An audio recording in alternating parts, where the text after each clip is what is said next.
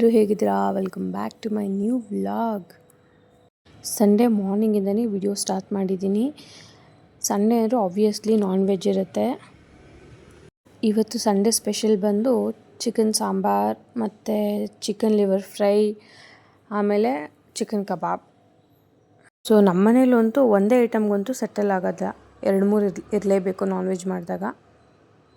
So ಇವತ್ತು morning ಎಲ್ಲ ready ಮಾಡ್ಕೊತಾ ಇದ್ದೀನಿ. ಮತ್ತು ಅದ್ರ ಜೊತೆ ಬ್ರೈನ್ ಫ್ರೈ ಅಂದರೆ ನಮ್ಮ ತಾತಕ್ಕೆ ತುಂಬ ಇಷ್ಟ. ಸೊ ರೆಗ್ಯುಲರಾಗಿ ನೀವು ನೋಡಿರ್ತೀರ, ಅದು ಕೂಡ ತಂದಿದ್ದಾರೆ. ಸೊ ಎಲ್ಲದಕ್ಕೂ ಇಲ್ಲಿ ಮಸಾಲೆ ರೆಡಿ ಮಾಡ್ಕೊತಾ ಇದ್ದೀನಿ.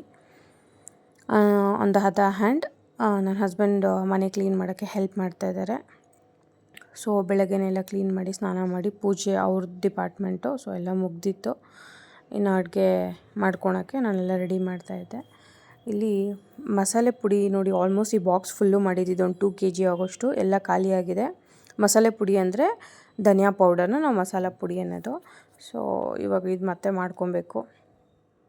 ಇನ್ನು ಇಲ್ಲಿ ಲಿವರ್ಗೆ ನಾನು ಚೆನ್ನಾಗಿ ತೊಳ್ಕೊಂಡ್ರೆ ಗ್ಲಿಝರ್ಡ್ ಗುಂಡಿಗೆಕಾಯಿ ಅಂತಾರಲ್ಲ, ಅದನ್ನು ಚೆನ್ನಾಗಿ ವಾಶ್ ಮಾಡ್ಕೊಂಡು ಕಟ್ ಮಾಡಿ ಅದಕ್ಕೆ ಸ್ವಲ್ಪ ಅದು ಮಸಾಲ ಪುಡಿ ಮತ್ತು ಜಿಂಜರ್ ಗಾರ್ಲಿಕ್ ಪೇಸ್ಟ್ ಒಂದು ಸ್ವಲ್ಪ ಸಾಲ್ಟ್ ಹಾಕಿ ಕೂಗಿಸ್ಕೊತೀನಿ.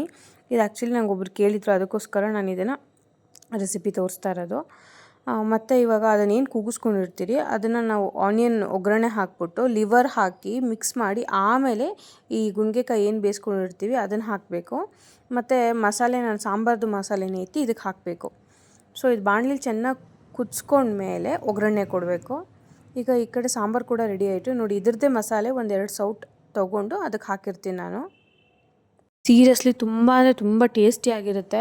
ಸೇಮ್ ನಾನು ಬ್ರೈನ್ಗೂ ಇದೇ ಥರ ಮಸಾಲೆನೇ ಮಾಡೋದು ನೋಡಿ. ಇವಾಗ ಇದನ್ನು ಎತ್ತಿ ಇದಕ್ಕೆ ಹಾಕ್ತಾಯಿದ್ದೀನಿ. ಸೊ ಇದನ್ನು ಲೋ ಫ್ಲೇಮಲ್ಲಿಟ್ಟು ಚೆನ್ನಾಗಿ ಕುದಿಯೋಕ್ಕೆ ಬಿಟ್ಬಿಡಬೇಕು. ಆಮೇಲೆ ಇದಕ್ಕೆ ಆನಿಯನ್ನು ಮತ್ತು ಕೊತ್ತಂಬರಿ ಸೊಪ್ಪೆಲ್ಲ ಚೆನ್ನಾಗಿ ಒಗ್ಗರಣೆ ಕೊಡಬೇಕು. ಅಲ್ಲಿಗೆ ಇದು ಮುಗೀತು. ಇಂಡೋ ಪ್ಲ್ಯಾಂಟ್ಸ್ನೆಲ್ಲ ಬಿಸಿಲಿಗೆ ಇಟ್ಟಿದ್ದೆ.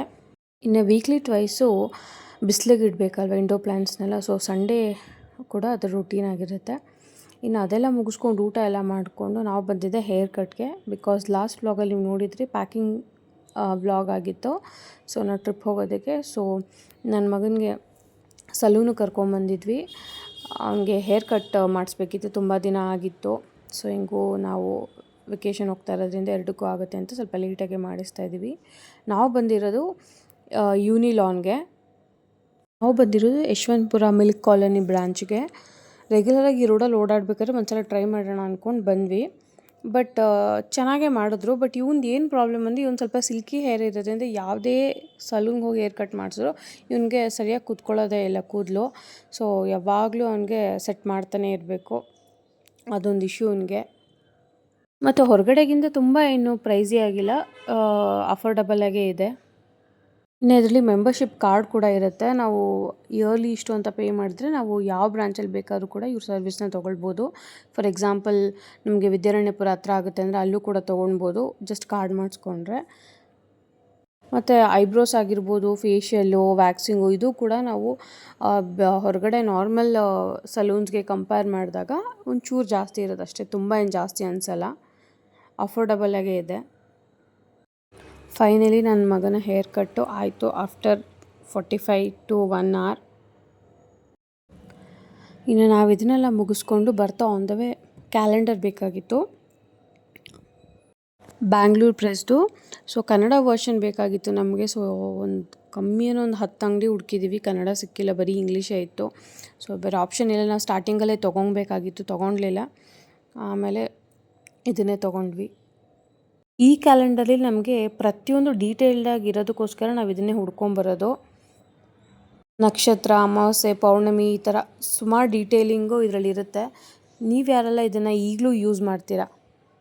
ಸೊ ಬೆಳಗ್ಗೆ ನನ್ನ ಮಗ ಸ್ಕೂಲ್ಗೆ ಹೋದಾಗ ಬರೋದಕ್ಕೆ ನನಗಿದೆ ಬೆಸ್ಟ್ ಆಪ್ಷನ್. ಮಕ್ಕಳನ್ನೆಲ್ಲ ಕರ್ಕೊಂಬರೋಕ್ಕೆ ಇಲ್ಲಿ ಖಂಡಿತ ಆಗೋಲ್ಲ.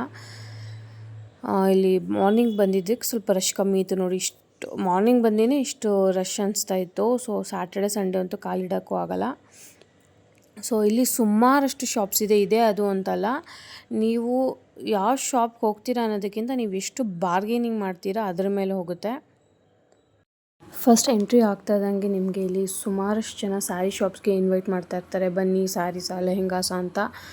ಅದರಲ್ಲೂ ಕೂಡ ನೀವು ಸೆಲೆಕ್ಟೆಡ್ ಆಗಿ ಹೋಗಿ, ಯಾಕಂದರೆ ಹೇಳೋದೇ ಒಂದು, ಕರ್ಕೊಂಡೋಗಿ ತೋರಿಸೋದೇ ಒಂದು, ಆ ಥರ ಆಗುತ್ತೆ. ಸೊ ಅದಕ್ಕೆ ಕೇರ್ಫುಲ್ಲಾಗಿರಬೇಕು. ಇಲ್ಲಿ ಸುಮಾರಷ್ಟು ಕಲೆಕ್ಷನ್ಸ್ ಇತ್ತು, ನನಗೆ ಬೇಕಾಗಿರೋದು ಕೂಡ ಇಲ್ಲಿ ಸಿಕ್ತು. ಬಟ್ ಏನಂದರೆ ತುಂಬ ಪ್ರೈಸ್ ಅನಿಸ್ತು. ಇಲ್ಲಿ ಬಾರ್ಗೇನಿಂಗ್ ಇಲ್ಲ, ಮ್ಯಾಕ್ಸಿಮಮ್ ಒಂದು 5-10% ಅಷ್ಟೇ. ಸೊ ಅದಕ್ಕೆ ನಾನು ಇನ್ನೊಂದು 2-3 ಶಾಪ್ ನೋಡಿ ಆಮೇಲೆ ಲಾಸ್ಟಿಗೆ ಈ ಶಾಪಿಗೆ ಬಂದಿದ್ದು. ಇಲ್ಲಿ ನನಗೆ ತುಂಬ ಅಫೋರ್ಡಬಲ್ ರೇಂಜಲ್ಲೇ ಸಿಕ್ತು ಮತ್ತು ವೆರೈಟಿ ಆಫ್ ಕಲೆಕ್ಷನ್ಸ್ ಇತ್ತು.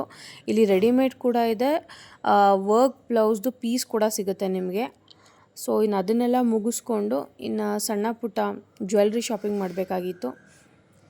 ಇದು ಕೂಡ ಮುಗಿಸ್ಕೊಂಡು ಮನೆಗೆ ಬರೋಷ್ಟೊತ್ತಿಗೆ ಆಲ್ಮೋಸ್ಟ್ ಈವ್ನಿಂಗ್ ಆಗಿತ್ತು. ಇನ್ನು ರಾತ್ರಿಗೆ ಎಗ್ ಫ್ರೈಡ್ ರೈಸ್ ಮಾಡ್ಕೊಳ್ಳೋಣ ಅಂದ್ಬಿಟ್ಟು ಇಲ್ಲೆಲ್ಲ ರೆಡಿ ಮಾಡ್ಕೊಂಡಿದ್ದೀನಿ. ಇಲ್ಲಿ ನಾನು ತೊಗೊಂಡಿರೋದು ಆಚಿಯವರ ಒರಿಜಿನಲ್ ಫ್ರೈಡ್ ರೈಸ್ ಪೌಡರು. ಇದು ಬಂದು ನಮ್ಮಮ್ಮ ಹೇಳ್ಕೊಟ್ಟಿದ್ದು ನನಗೆ. ಇದು ಪೌಡರ್ ಸಿಗುತ್ತೆ ಅಂತ ಕೂಡ ಗೊತ್ತಿರಲಿಲ್ಲ.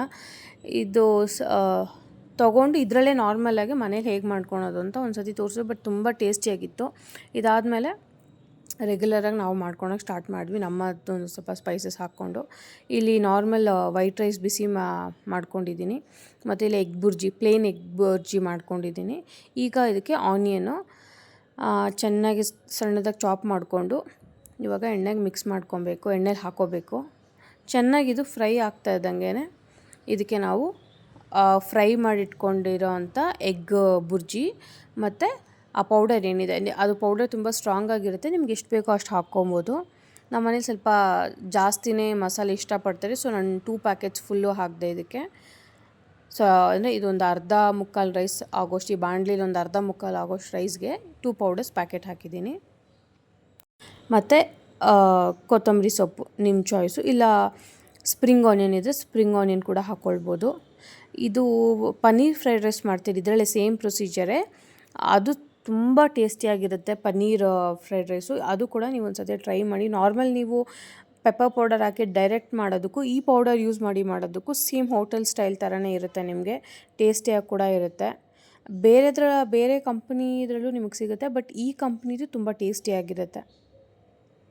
ಇನ್ನು ನಾನ್ ವೆಜ್ ತಿಂದು ಬೋರ್ ಆದಾಗ ಎಗ್ಗಲ್ಲಿ ಏನಾನೋ ಮಾಡ್ಕೊಬೇಕು ಅನಿಸಿದಾಗ ಸೊ ಇದು ಫುಲ್ ಮೀಲ್ ಕೂಡ ಆಗುತ್ತೆ ಮತ್ತು ಪ್ರೋಟೀನಿಗೆ ಕೂಡ ಇರುತ್ತೆ.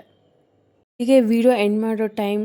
ಯಾರೆಲ್ಲ ನನ್ನ ವಿಡಿಯೋ ಇಷ್ಟ ಆಗಿದ್ದರೆ ಲೈಕ್ ಮಾಡಿ, ಸಬ್ಸ್ಕ್ರೈಬ್ ಮಾಡದೆ ನೋಡ್ತಾ ಇದ್ದರೆ ಸಬ್ಸ್ಕ್ರೈಬ್ ಮಾಡ್ಕೊಳ್ಳಿ, ಪಕ್ಕದಲ್ಲಿರೋ ಬೆಲ್ ಐಕನ್ನ ಕ್ಲಿಕ್ ಮಾಡಿ. ಸೊ ಮತ್ತೆ ಹೊಸ ವಿಡಿಯೋ ಜೊತೆ ಸಿಗ್ತೀನಿ. Until then take care. ಎಲ್ರಿಗೂ bye, have a nice day.